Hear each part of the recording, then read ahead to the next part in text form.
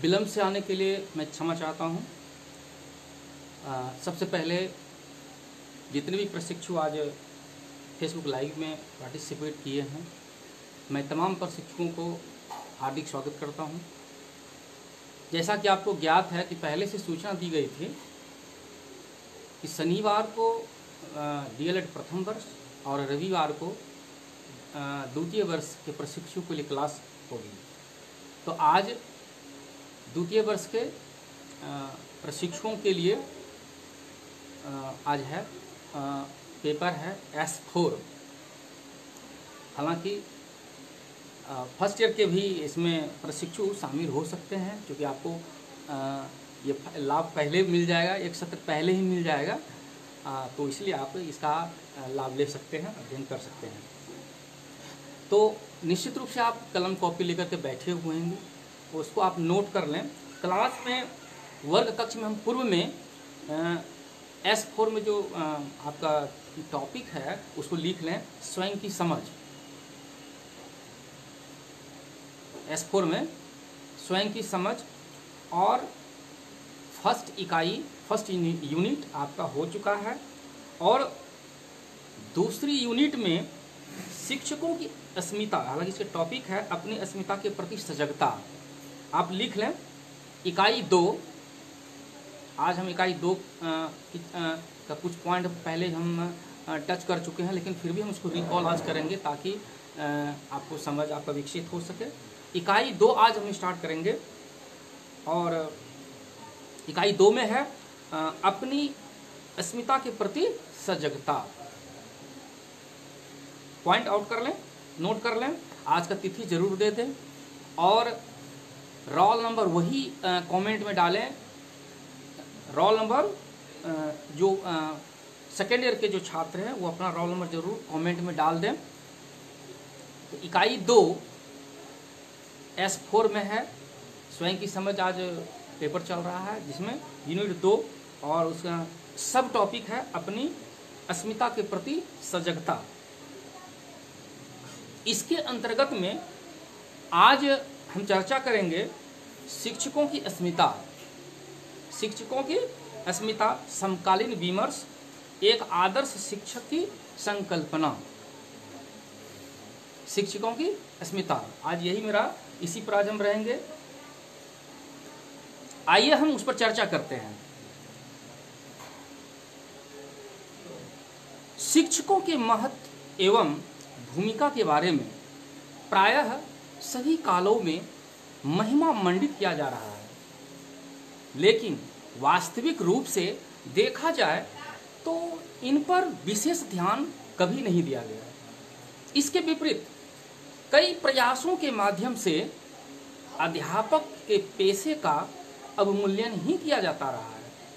हमारी सरकारी तंत्रों द्वारा अपूर्ण एवं निम्न योग्यता वाले अध्यापकों को पारा शिक्षक, शिक्षा मित्र जैसे शब्दों से विभूषित करने का प्रयास किया गया है और विद्यालयों में नियुक्त भी किया गया है। तो इनके जो थॉट है पारा शिक्षक के संदर्भ में इनके स्तर को थोड़ा सा मैं समझना चाहूँगा कि दोनों ही प्रकार से अध्यापक की उपेक्षा होती रही है। निश्चित रूप से एक और सरकार इन शिक्षकों को बहाल कर अपनी पीठ थपथपाती है, बड़े बड़े दावे करती है, लेकिन इनकी वास्तविक स्थिति का अवमूल्यन ही दिखाई पड़ता है। आज के औद्योगिक समाज में अध्यापक की भूमिका एक उत्पादक के रूप में बनती जा रही है, जो बच्चों को अपेक्षित ज्ञान मात्र सिखाती है। साथ ही अध्यापक की आवाज एवं उसके अभिकरण दोनों ही पतनोन्मुख होते जा रहे हैं। शिक्षा के सतही तत्वों पर संपूर्ण ध्यान केंद्रित है, जबकि इसका प्रमुख कर्ता अध्यापक स्वयं में अपेक्षित महसूस कर रहा है। यूं कहें अपेक्षित है। आधुनिक शिक्षा प्रणाली पर यदि दृष्टिपात करें तो प्रत्यक्ष या परोक्ष रूप से राज्य शिक्षा व्यवस्था को शिक्षक ही प्रत्यक्ष या परोक्ष रूप से प्रभावित करते हैं। एक पुस्तक से लेकर एक शिक्षा संस्थान तक के विभिन्न तत्वों का निर्धारण राज्य के मानदंडों के अनुरूप होता है। अतः अध्यापक के ऊपर ही राज्य का मानदंड ही हावी रहता है। अतः अध्यापक कौन बन सकता है, यह विषय राज्य के अधीन है। राज्य अपने लक्ष्यों एवं उद्देश्यों के अनुसार एक अध्यापक का कार्य प्रकृति को सदैव प्रभावित करता रहता है तथा इन सब के बीच शिक्षकों की अपनी आवाज व अस्तित्व को विशेष महत्व कभी नहीं दिया जाता। इसके अलावे राज्य के निर्देश पर एक अध्यापक अपना मूल्य कार्य शिक्षण को छोड़कर विद्यालय से परे अन्य कार्यों जैसे जनगणना, पशुगणना, बीएलओ, पोलियो उन्मूलन, चुनाव कार्य आदि में लग जाता है। एक अध्यापक के मौलिक अस्मिता का लगातार ह्रास होता जा रहा है। समकालीन परिदृश्य में एक अध्यापक स्वच्छंद एवं सक्रिय सामाजिक व्यक्ति न बनकर राज्य के नौकरशाही के अधीन काम करने वाला एक वेतन भोगी के रूप में प्रदर्शित हो रहा है। राष्ट्रीय पाठ्यचर्या की रूपरेखा 2005 ने अपने बाल केंद्रित संकल्पना में अध्यापक को मात्र सहायक कर्ता, फैसिलिटेटर जो कहते हैं, के रूप में देखा है, न कि सक्रिय चिंतक और मानककर्ता के रूप में। शिक्षा के मौलिक अधिकार अधिनियम में एक विद्यार्थी, स्कूल, अभिभावक आदि को परिभाषित किया गया है, पर अध्यापक परिभाषित किया है, पर अध्यापक कौन है इसकी कोई चर्चा स्पष्ट रूप से नहीं की गई है। इस दस्तावेज में भी अध्यापक के सरकारी कार्यों का उल्लेख मात्र ही है जो अध्यापक को अनुपालन करने को बाध्य करता है। अतः जरूरत है अध्यापक के सर्वांगीण अस्मिता को समझने की। शिक्षक प्रशिक्षण कार्यक्रमों एवं विद्यालय व्यवस्था पर भी दृष्टिपात करें तो यह स्पष्ट होगा कि हमने अस्मिता का अर्थ अति सीमित कर दिया है। हमने उसकी अस्मिता को मात्र उनके पेशे से जोड़कर देखा है, न कि समग्र रूप से। वस्तुतः उसकी सीमित अस्मिता को विकसित करने के कई तरीके हमारी शिक्षा व्यवस्था में कार्यरत रहे हैं, पर बदलते समय में उन तरीकों में भी कोई परिवर्तन नहीं हुआ, जिसके कारण शिक्षक अस्मिता तथा शैक्षिक कार्यक्रमों में उसे स्थान देने का प्रश्न सदैव शैक्षिक विमर्श के दायरे से बाहर बना रहा। बदलते संदर्भ के अनुसार एक शिक्षक को तैयार करने के कार्यक्रम की आधारभूत संरचना में कोई बदलाव होने चाहिए थे, पर यदि पिछले 100 वर्षों के शिक्षक प्रशिक्षण कार्यक्रम में आए विकासात्मक परिवर्तनों को देखें तो वह नगण्य ही रहा है। इस नगण्य परिवर्तन में शिक्षक की वृत्ति को विकसित करने के लिए सीमित सोच के आधार पर बने कई तरीकों का भी विकास हुआ, जिसका शिक्षक के अस्मिता निर्माण पर प्रतिकूल प्रभाव पड़ा। विद्यालय के एक अध्यापक के ऊपर जितना अधिक कार्य बोझ दिया जाएगा वह उतना ही अधिक सीखेगा। इन सभी के बीच प्रायः आत्मचिंतन के लिए अध्यापक के पास समय ही नहीं मिल पाता है और वह औपचारिक शिक्षण तक ही सीमित रह जाता है। दूसरी सोच यह है कि अध्यापक की अस्मिता को प्रशिक्षण कार्यक्रमों द्वारा संबंधित शिक्षण कौशल, शिक्षा व्यवस्था, कक्षा विषय ज्ञान आदि तक ही मूलतः सीमित रहता है। एक अध्यापक के आत्मा को समझने एवं उसे अनुभव करने की कोई चेष्टा नहीं की जाती है। ये प्रशिक्षण कार्यक्रम मूल रूप से प्रोडक्ट ओरिएंटेड विचारधारा से प्रभावित होते हैं। और तीसरी सीमित सोच यह है कि अध्यापक अस्मिता को वेतन में इजाफा करके अथवा प्रोन्नति करके रीइंफोर्समेंट किया जा सकता है।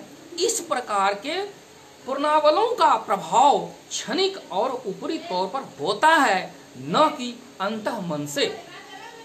अतः इन सभी प्रभावी कार्यक्रमों का प्रमाण मात्र सीमित और अस्थायी रूप में ही संभव है, न कि अध्यापक की संपूर्ण अस्मिता को समझने में। स्पष्टतः विद्यालय कार्यों, शिक्षण प्रशिक्षण कार्यक्रमों अथवा वेतन प्रोन्नति के महत्व को कम नहीं आंक रहा हूं, बल्कि उन्हें केवल अध्यापक अस्मिता के संदर्भ में विश्लेषित किया जा रहा है। मेरे प्यारे प्रशिक्षुओं, जैसा कि आपको ज्ञात है, मैं क्लास में इस पर डिस्कस कर चुका हूं कि शिक्षक अस्मिता के कितने आयाम हैं। उसको आप माइंड से रिकॉल कीजिएगा तो पता चल जाएगा। इसकी भी चर्चा हम कर चुके हैं, लेकिन फिर भी मैं बता रहा हूं। शिक्षक अस्मिता के मूल रूप से 3 आयाम हैं। आप लिख लीजिए, शिक्षक अस्मिता के निम्न आयाम, आप नोट कर लें कॉपी पर। शिक्षक अस्मिता के आयाम डैश देकर के पहला दीजिए व्यक्तिगत आयाम, नंबर 1 में दीजिएगा व्यक्तिगत आयाम। नंबर 2 पेशेवर आयाम, और तीसरा सामाजिक आयाम। 3 पॉइंट हो गया। ये तीनों आयाम वस्तुतः अलग अलग नहीं हैं, बल्कि वास्तविक रूप से एक दूसरे से अंतर संबंधित एवं एक दूसरे से अति प्रभावित है। कैसे, उस पर चर्चा करते हैं। To the point. पहला पॉइंट है व्यक्तिगत अस्मिता, इस पर चर्चा कर लेते हैं। व्यक्तिगत अस्मिता को एक अध्यापक के जीवन, अनुभवों, मान्यताओं अथवा मूल्यों और क्रियाकलापों के संदर्भ में जाना जाता है। एक अध्यापक का जीवन मात्र विद्यालय तक ही सीमित नहीं रहता है, बल्कि उनके जीवन में कोई ऐसे अनुभव और कई अन्य बातें अथवा घटनाएं हो सकती है जिसका उसका विद्यालय जीवन प्रभावित होता है। ऐसे ही व्यक्तिगत एवं विद्यालय पूर्व अनुभवों और मान्यताओं को उसके व्यक्तिगत अस्मिता के अंतर्गत समझा गया है। व्यक्तिगत अस्मिता को समझना इसीलिए आवश्यक हो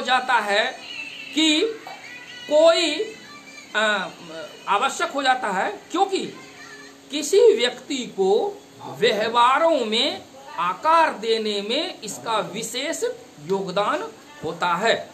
एक अध्यापक के अंतःमन को समझना अति आवश्यक है, क्योंकि वह जिस प्रकार का व्यवहार करता है उसकी उत्पत्ति उसके अंतःमन से होती है। एक अध्यापक का अंतःमन उसके विषयनिष्ठ मान्यताओं और परिस्थितियों के आधार पर संचालित होता है। अतः जरूरी है कि व्यक्तिगत अस्मिता को समझ होनी आवश्यक है। यदि एक अध्यापक के व्यवहार को संपूर्णता में समझना हो तो ये जरूरी है कि शिक्षक आप हैं, उनकी इंडिविजुअल लाइफ है, बहुत सारे उनके जीवन में अंतःक्रिया होती रहती है और जिसका प्रभाव होता है ना पूरे विद्यालय परिवार उनके इन्वायरमेंट पर पड़ता है। नंबर दूसरा है पेशेवर अस्मिता। मैं इसको फिर से रिकॉल कर रहा हूँ, क्लास में ऑलरेडी इसका पूरी चर्चा हो चुकी है, फिर भी आपकी समझ के लिए हम इसको फिर से कर रहा हूँ। नंबर 2 है पेशेवर अस्मिता। अध्यापक के पेशेवर अस्मिता को उसके शिक्षण अधिक्षमता, कार्यस्थल के माहौल, रुचि, पेशेवर लक्ष्यों को आदि के रूप में समझा जाता है। एक अध्यापक के पेशेवर अस्मिता काफी प्रमुख होती है जो उसके कार्य को अभिलक्षित करती है। इसके अनुसार पेशेवर अस्मिता का विकास सदैव चलता रहता है जो विभिन्न कारकों जैसे विद्यालय, समाज, शिक्षा नीति आदि से प्रभावित होता रहता है। मात्र शिक्षक की प्रशिक्षण अथवा शिक्षण पेशे में आ जाने से इस अस्मिता को प्राप्त नहीं किया जा सकता है। यह अस्मिता मूलतः कार्य अनुभवों, चिंतनपूर्ण प्रक्रिया, अध्यापन, प्रशिक्षण आदि के द्वारा समयानुसार विकसित होती रहती है। यहां तक कोई दिक्कत नहीं है। नंबर 3 सामाजिक अस्मिता। 3 रूप में शिक्षकों की अस्मिता की बात उठती है। हमने पहला क्या कहा, व्यक्तिगत अस्मिता, यानी कि एक शिक्षक होने के साथ साथ वो एक व्यक्ति भी है जिसका रोल समाज में एक सामाजिक कार्यकर्ता के रूप में होता है। घर परिवार में अगर पत्नी है तो जीवन साथी के रूप में होता है, अगर बच्चे हैं तो उनके पिता के रूप में होता है। तो उनकी कई भूमिकाएं होती है। इंडिविजुअल अस्मिता की जहाँ तक बात होती है, लेकिन दूसरा पॉइंट में है पेशेवर अस्मिता, यानी कि आप जब इस पेशा में हैं, ऑलरेडी आप टीचिंग में हैं, तो इन सारी चीजों का इफेक्ट पड़ता है। तीसरा है सामाजिक अस्मिता। समाज अथवा समुदाय के द्वारा एक अध्यापक के कार्य को दी जाने वाली प्रतिष्ठा एवं महत्व को सामाजिक अस्मिता के रूप में समझा जाता है। यह समझ सकते हैं। यह अस्मिता भी, इस पर बाद में मैं थोड़ा सा चर्चा करूंगा, यह अस्मिता भी स्वतः प्राप्त नहीं होती है, बल्कि इसके लिए अध्यापक को अपने कार्यों द्वारा समाज अथवा समुदाय को विश्वास में लेना पड़ता है, जो काफी कठिन है। शिक्षकों की यानी शिक्षक की जो नियमितता है, रेगुलरिटी इसको कहते हैं, बोलचाल एवं व्यवहार, कार्य के प्रति निष्ठा, ईमानदारी, बच्चों में लोकप्रियता, अपने विषय का दक्ष विशेषज्ञ आदि सामाजिक अस्मिता को निर्धारित करते हैं। देखिए, आप लोग प्रशिक्षु हैं और ये जो पॉइंट हम बता रहे हैं इसको ध्यान से दीजिएगा। मैं फिर से बता रहा हूं कि सामाजिक अस्मिता जो बनती है, सामाजिक अस्मिता का जो निर्माण होता है, कैसे बनता है कि एक शिक्षक के रूप में जो है ना उनकी नियमितता मतलब रेगुलरिटी, यानी आप विद्यालय में अगर आपको प्रत्येक दिन आपको नियमित रूप से आपको समय पर जाना है विद्यालय, समय पर विद्यालय को छोड़ना है, और साथ ही साथ में एज ए टीचर के रूप में आपको समाज के साथ में सामाजिक, मैं थोड़ा सा मैं ब्रेक लेता हूँ, थोड़ा सा हल्ला हो रहा है, थोड़ा सा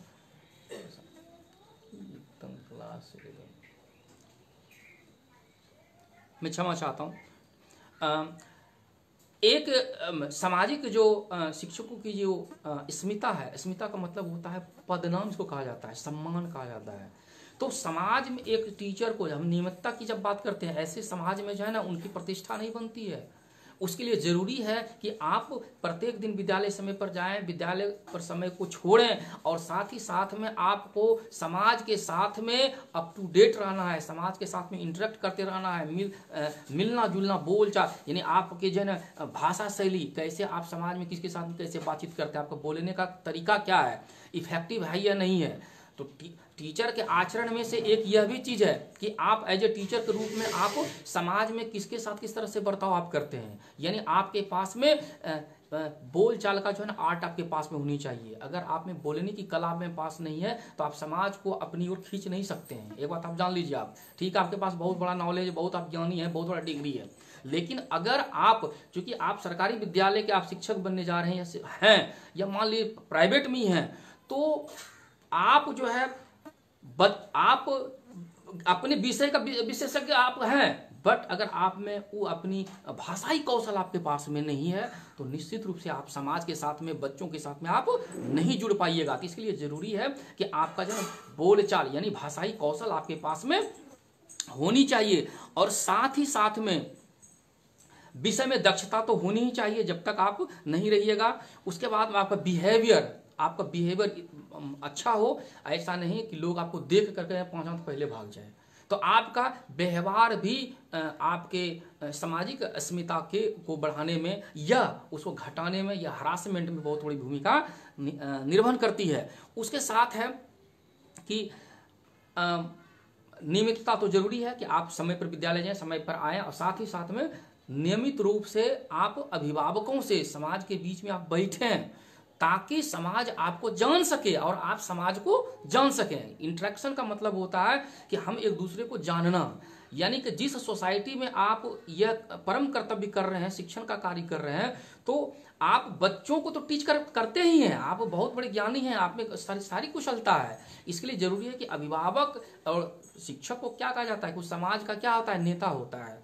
तो नेता क्या कौन होता है, जो समाज जो सबसे आगे चलता है और पीछे सोसाइटी को लेकर चलता है। यानी समाज में सोशल चेंजिंग में शिक्षकों की अहम भूमिका होती है। तो इसके लिए जरूरी है कि आपका शिक्षकों के साथ में अंतःक्रिया, शिक्षकों के नहीं बल्कि समाज के अन्य जो हमारे बच्चे हैं, जो छात्र हैं, उनके पेरेंट्स के साथ में बातचीत आपका जो है भाषाई कौशल दक्ष हो, मधुर हो, प्रिय हो, आनंददायी हो, और इस प्रकार से क्या होगा। और दूसरी बात, इसका एक व्यवहारिक स्वरूप है कि आप अभिभावकों से अगर आप भाषाई कौशल आप निपुण हैं, उनसे अगर आप बातचीत करते हैं, लगातार करते रहते हैं, तो उससे क्या होता है कि अभिभावक से आप उनके बच्चों का फीडबैक लेने में सफल रहेंगे। फीडबैक का मतलब होता है कि आप बच्चों को क्लास में आप पढ़ा रहे हैं और उसके बाद वो कुछ बच्चे कमज़ोर भी होते हैं, आप उस पर बहुत मेहनत नहीं कर रहे हैं और बच्चा जो है उसमें कोई प्रोग्रेस नहीं हो रहा है।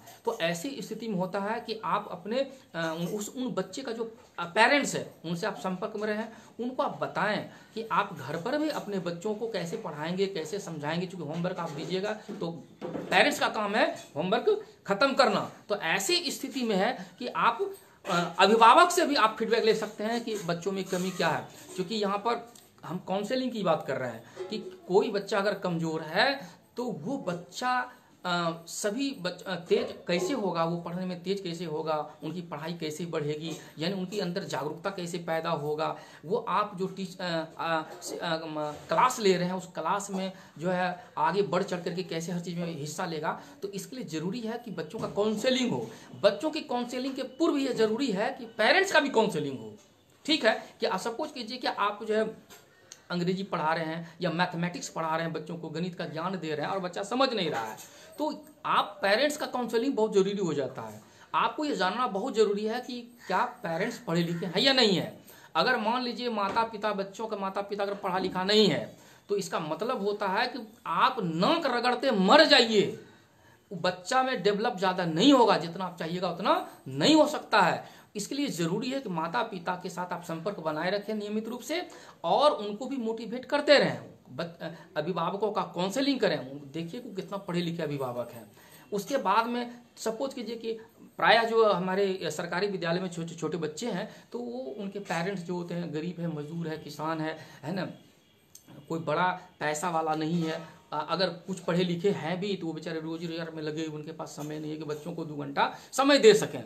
तो आप उस बच्चों का घर पर तैयारी कैसे होगा वो भी मार्गदर्शन सिर्फ शिक्षक ही कर सकते हैं। और ये तभी होगा जब आप समाज के साथ में, वहाँ के लोगों के साथ में, पेरेंट्स के साथ में बैठ करके आप लगातार बातचीत कीजिएगा, उनसे संपर्क में रहिएगा, तभी इन सारी समस्याओं से आप निजात पा सकते हैं।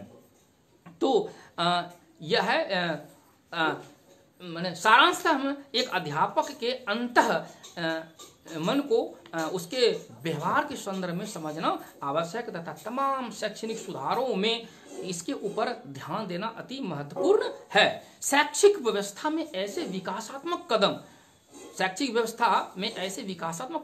कदम उठने से ही सकारात्मक मौलिक परिवर्तन हो सकता है। देखिए, शिक्षक अस्मिता में सिर्फ एक बिंदु नहीं है, हम इसका नेगेटिव और व्यवहारिक चीज में जमीनी बात बताना चाहूँगा कि ठीक है कि हम कहते हैं कि भाई सरकार की जो क्या कहते हैं उसको नीति है शिक्षा एजुकेशन के प्रति, जो उनकी पॉलिसीज हैं, ठीक है कि कहीं न कहीं वीक है और शिक्षकों को हमेशा दरकिनार करके चला है। उनके सम्मान को कैसे मिले, मैंने कहीं कोई इस पर, ये प्राचीन काल से लेकर अभी तक जो है ना वर्तमान तक में, आधुनिक काल तक में शिक्षकों की दुर्दशा सब दिन ऐसा ही रहा है। प्राचीन काल में भी ठीक है गुरुओं को बहुत ज़्यादा सम्मान मिलता था, लेकिन उस समय भी जो है ना वो जीविकोपार्जन के लिए दर दर के ठोकरे खाते थे वो, इसलिए आप बेहतर नहीं कर सकते हैं। हाँ, उस समय टीच करने का एक तरीका अलग था, उसमें एक माहौल था, लेकिन कभी भी शिक्षकों को आत्मनिर्भरता उसमें कभी भी नहीं आने दिया। और आधुनिक काल में वर्तमान समय में शिक्षकों की क्या दुर्दशा है ये सभी लोग जानते हैं, और इसके लिए सब मैं यहाँ का कहना चाहूँगा, खुलकर कहना चाहूँगा, इसमें नो डाउट कि हमारे देश में लोकतांत्रिक शासन व्यवस्था जरूर है, लेकिन इस लोकतंत्र का संपूर्ण लाभ अगर ले रहा है, कोई आनंद ले रहा है, तो ये संभ्रांत वर्ग ले रहा है। संभ्रांत वर्ग का मतलब होता है पूंजीपति लोग, जिनके पास अगाध पैसा है, बहुत ज्यादा मनी है, उनको किसी चीज का चिंतन नहीं है। आज अमीरों के लिए अलग विद्यालय, गरीबों के लिए अलग विद्यालय। जाहिर सी बात है, हम उस देश में रहते हैं, लोकतांत्रिक समाज में, देश में हम रहते हैं, लेकिन गरीबों के लिए सरकारी विद्यालय और अमीरों के लिए प्राइवेट विद्यालय है। तो जाहिर सी बात है कि अब समाज का जो गरीब का बच्चा है उसके लिए हम वहाँ पर पदस्थापित है, तो बहुत सारी समस्याएं हैं। लेकिन मैं एक सच्चाई बताना चाहता हूँ कि सिर्फ हम सरकार को दोषी नहीं दे सकते हैं। आज अगर शिक्षकों की अस्मिता दांव पर लगी हुई है तो इसके लिए दोषी हम शिक्षक भी हैं। हम सिर्फ सरकार को ही नहीं दोषी ठहरा सकते हैं, उनकी पॉलिसीज को ही हम डिमेरिट नहीं कर सकते हैं। हम शिक्षकों की भी बहुत सारी कमियां हैं। मैं भी एक शिक्षक हूँ, आप भी प्रशिक्षु हैं। आप विद्यालय में जाके देखिए, सरकारी विद्यालय में शिक्षक कितने बजे विद्यालय पहुंचते हैं। एक कहावत है सरकारी विद्यालय के शिक्षकों के संदर्भ में, 11 बजे लेट नहीं या 2 बजे भेंट नहीं। ये एक स्लोगन है सरकारी शिक्षकों के संदर्भ में कि 11 बजे लेट नहीं या 2 बजे भेंट नहीं। यानी 11 बजे तक अगर टीचर आ गया तो समझिए वो लेट नहीं है, और 2 बजे वो भाग गया तो समझिए जब उसके आप जाइएगा तो भेंट नहीं मिलेगा। ये स्थिति है। मुझे सही बात कहने में कहीं कोई दिक्कत नहीं है, मैं भी टीचर हूँ, लेकिन इस वक्त मैं प्रशिक्षु हैं। मैं उस हकीकत से आपको बयां करने जा रहा हूँ कि आप भी जब विद्यालय में जाएं तो आपकी शिक्षकों की जो अस्मिता, जो सम्मान खोया हुआ है, उस सम्मान को वापस कैसे लाएंगे, इसके लिए जरूरी है कि हम उसको खुद में भी सुधार करें। मैं दावे के साथ कहता हूं, मैं भी एक शिक्षक हूं। अगर आप एक आदर्श शिक्षक हैं और समाज के प्रति चिंतनशील हैं, बच्चों के प्रति आप हमेशा चिंता में रहते हैं, बच्चों के प्रति आप दिन रात मेहनत करते हैं, तो समाज में आज भी प्रतिष्ठा मिलती है, आज भी प्रतिष्ठा मिलती है। इसके लिए जरूरी होता है कि इंडिविजुअल व्यक्तिगत रूप से एज ए टीचर आपको आपके अंदर में आइडियलिज्म को पैदा करना पड़ेगा, व्यवहारिक रूप में आइडियलिज्म को पैदा करना पड़ेगा। ठीक है ना, हम सिर्फ भाषण देने से नहीं होता है, मेहनत करके आप दिखाइए। वही बच्चा, जिस बच्चे के साथ में आप इंटरेक्ट रहिएगा, बच्चों को मन लगा के पढ़ाइएगा, समय पर विद्यालय जाइएगा, समय पर विद्यालय से आइएगा, उसके बाद में बच्चों के साथ जुड़ा हुआ रहिएगा, हर एक्टिविटीज में बच्चों के साथ आप लगे रहिएगा, बच्चे को अच्छे तरीके से पढ़ाइएगा, फ्रेंडली रूप से पढ़ाइएगा, ताकि बच्चे को समझ पैदा हो। तो वही बच्चा जाकर के समाज में जाकर के प्रचार प्रसार करता है कि अमुक सर, अमुक मैडम जो है ना बहुत अच्छे हैं, बहुत अच्छा से पढ़ाते हैं। तो वही बच्चा जो है पूरे समाज में प्रचार प्रसार करता है शिक्षकों की कर्तव्यनिष्ठता का। और तब शिक्षकों में जो हीन भावना, शिक्षकों के प्रति जो अभिभावकों में, सोसाइटी में जो हीन भावना है, वो धीरे धीरे खत्म होता है। और यहाँ तक कि मैं तो देखा हूँ कि जब बच्चे जाकर के घर में बार बार कहते हैं कि भाई अमुक सर अच्छे हैं, बहुत अच्छा से पढ़ाते हैं, मारते पीटते नहीं हैं, डांटते नहीं हैं, आज हमने ये सीखा, आज हमने वो सीखा, है ना। तो बच्चे जब बार बार चर्चा करते हैं घर में जाकर के, तो अभिभावक के मन में दिली इच्छा होती है कि उन शिक्षकों से मिले जाकर के, वो मिलते भी आकर के विद्यालय में सम्मान के साथ में, वो गौरव मिलता है, वो प्रतिष्ठा मिलता है। इसके लिए जरूरी है कि हम अपने पद पर रहते हुए कर्तव्यनिष्ठ बने और समाज के प्रति चिंतनशील बने। मैं एक बहुत बड़ी सच्चाई कहना चाहता हूं कि प्रत्येक 5 वर्ष सरकार बदलती है, जो केंद्र सरकार हो कि राज्य सरकार हो, सरकार बदलते रहेंगे, लेकिन जो हमारा जो समाज है, हम समाज का अंग है, और समाज का उत्थान, देश का उत्थान सिर्फ शिक्षक ही कर सकता है। इसके लिए जरूरी है कि शिक्षकों को मेहनत करने की जरूरत है। हाँ, एक बात मैं और बताना चाहूंगा कि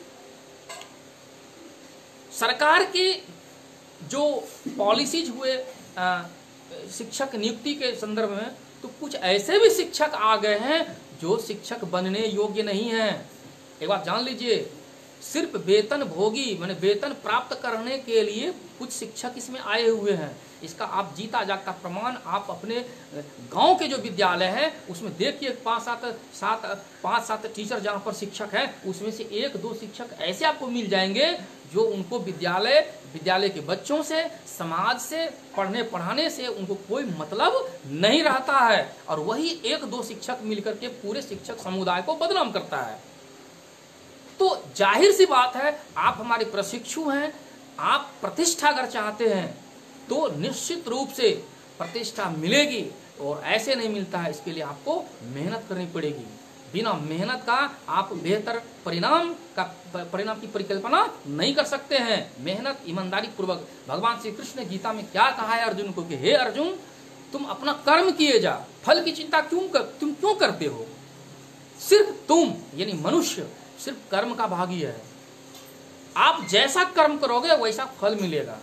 ये गीता में उपदेश भगवान श्री कृष्ण ने दिया है।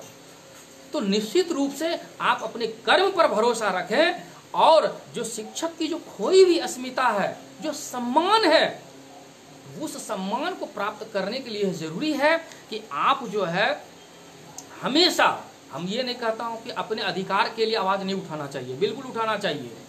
अपना अधिकार के लिए भी, अधिकार जो है ना मांगने से कभी नहीं मिलता है, छीना जाता है, विद्वानों ने कहा है, वो करते रहिए। लेकिन याद रखिए कि अगर सम्मान आपको पाना हो, अस्मिता की जहाँ तक बात हो, कोई व्यक्ति, इसके लिए जरूरी है कि आप एक आदर्श शिक्षक बने। एक आदर्श शिक्षक की जो गुण होते हैं वो अपने जीवन में धारण करें, और विद्यालय समय पर जाएं, समय पर आएं, सभी के साथ, सभी शिक्षक बंधु के साथ प्रेम भाव रखें। हर एक्टिविटीज में यानी शैक्षिक एक्टिविटीज में आप इन्वॉल्व रहें।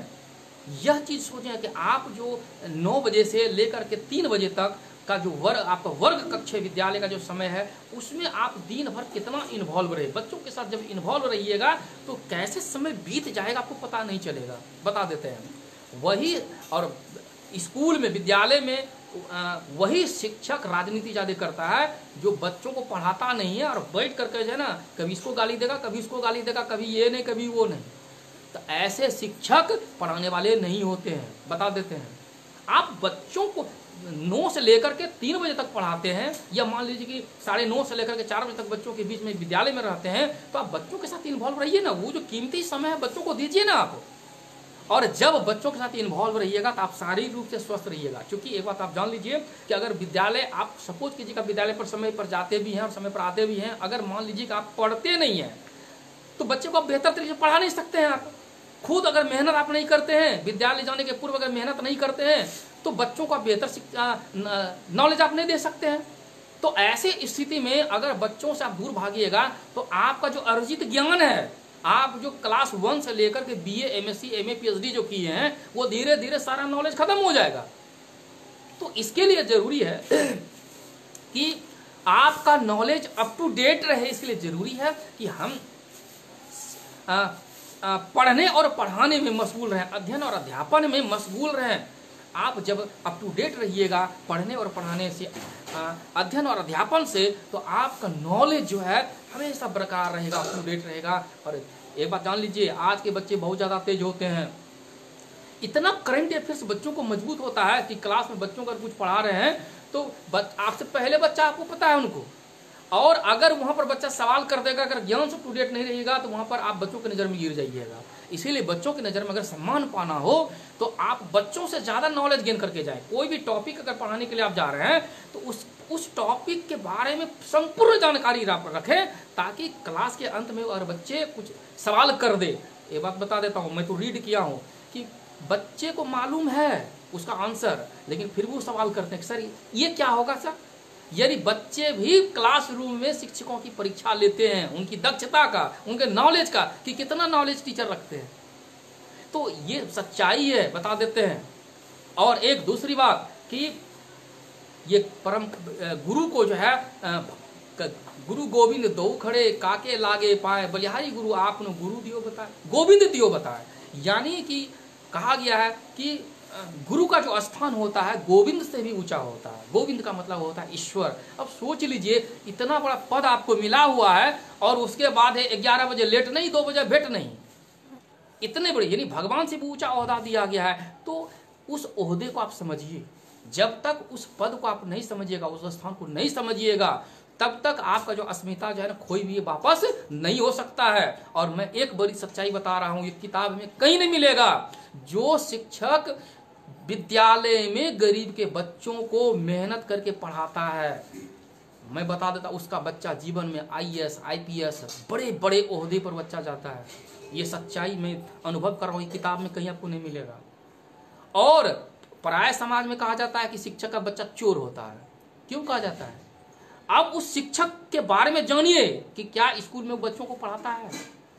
तो इतनी मोटी मोटी राशि आप लेते हैं उस गरीब बच्चों को पढ़ाने के लिए, और 1 घंटी आप पढ़ाते नहीं ईमानदारी से, तो आपका बच्चा क्या महात्मा गांधी बनेगा, सुभाष चंद्र बोस बनेगा, APJ अब्दुल कलाम बनेगा? किसी भी रूप में नहीं, आपका बच्चा चोर बनेगा, बता देते हैं। और आप जितना धन अर्जन किए हैं वो सारा का सारा लुटाएगा आपका बच्चा। ये परम सत्य में बता रहा हूं, इसको आप जीवन में दिमाग में बैठा लीजिए। आप अगर अपने बच्चे को चाहते हैं कि अच्छे ओहदे पर जाए, एक अच्छा नागरिक बने समाज के लिए, देश के लिए, तो इसका एक ही उपाय है कि आप ईमानदारी पूर्वक, वेतन बढ़ेगा घटेगा ये तो होते रहेगा, आज नहीं तो कल, सिर्फ वेतन का उदाहरण दे करके कि हमको कम समान वेतन नहीं मिला है इसलिए बच्चे को नहीं पढ़ाएंगे, खाली दिन भर में बैठेंगे, तो एक बात आप जान लीजिए, आप दूसरे को नहीं ठग रहे हैं, खुद को ठग रहे हैं। भगवान ऊपर से देख रहा है, अल्लाह मौला देख रहा है आपको कि आप समय पर बैठते हैं विद्यालय में और बच्चों को पढ़ाते नहीं। आप दलील देते हैं कि हमको जो है ना इतना 1000 वेतन नहीं मिला इसलिए हम नहीं पढ़ाएंगे। अरे भैया, सरकार आज ही कल चला जाएगा, लेकिन वो जो बच्चा है वो नहीं पढ़ेगा। अगर वो बच्चा का लाइफ बर्बाद हो जाएगा तो जान लीजिए इसके लिए जिम्मेवार आप हैं। इसीलिए अपना कर्म करते जाइए आप, और अपने अधिकार के लिए लड़ते जाइए। मैं ये कह रहा हूँ, अपना अधिकार के लिए चुप भी नहीं रहना है, लेकिन अपने बच्चों का पढ़ाई बाधित नहीं हो। हमको क्या जरूरत है ऑनलाइन आने का? क्या इसका हमको पैसा मिलेगा? नियम है कि हम सप्ताह में 2 घंटे वहां पढ़ाएंगे तब मेरा बिल बनेगा, लेकिन मैं आज ऑनलाइन क्यों हो गया हूं? मैं अपना तारीफ नहीं कर रहा हूं, मुझे आपसे लगाव है, आप हमारे स्टूडेंट हैं। और आप जहां भी जाइएगा टीचर बन करके, एक आदर्श टीचर बनिएगा, तो मुझे गौरव होगा ये मेरा स्टूडेंट है, आज टीचर है, मुझे गौरव होगा। ये इसका फल मुझे मिलेगा जब आप अच्छे टीचर बन जाइएगा, कहीं पढ़ाइएगा गरीब के बच्चा को, तो जब मैं आपको देखूंगा तो मुझे अंदर से यह दिन मुझे याद आएगा कि हमने जो मेहनत किया वो आज हमको काम आ गया। इसका पैसा हमको SCRT नहीं देगी। जियो का मेरा नेटवर्क जीबी खत्म हो रहा है, क्यों? हमारे हृदय में है कि जब तक सांस बैठ के खा रहे हैं, यहाँ पर टीवी हम देख रहे हैं, समय व्यतीत कर रहे हैं, तो चलो भाई इस समय का सदुपयोग हम अपने प्रशिक्षु को दें, ज्ञान दे दें, ताकि वो ज्ञान लेने से वंचित नहीं रह जाए। तो ये भावना रखना पड़ेगा। हर चीज पैसे को आप तोल नहीं सकते हैं, हर चीज को पैसे से आप नहीं तोल सकते हैं। जब कर्तव्य आ जाती है तो कर्तव्य का निर्वहन करने के लिए आपके लिए सादगी, आपका विचार होनी चाहिए। और वक्त जो है ना बहुत बलवान होता है, जब तक सांसें चल रहा है आप समाज के लिए, देश के लिए, दूसरों के लिए अच्छा चीज करते जाइए।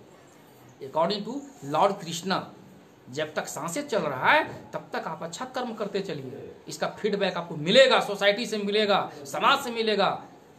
इसीलिए मैं चाहता हूं कि आज आज का क्लास इतने रहने दीजिए, और नेक्स्ट जो है आपका जो है मैं जिस आप भी थोड़ा सा पढ़ लीजिएगा, शिक्षक की अस्मिता संबंधी सिद्धांतिक परिप्रेक्ष्य भी हम इसमें आ गया, इंक्लूड हो गया। उसके बाद में अपनी भूमिका की पहचान और चुनौती, शिक्षकों की क्या क्या चुनौती है, इसमें लगभग कुछ चर्चा हम कर ही दिए हैं, थोड़ा सा आप देख लीजिएगा। फिर अगले संडे ठीक 9:30 पर हम फिर हाजिर होंगे। तब तक के लिए नमस्कार।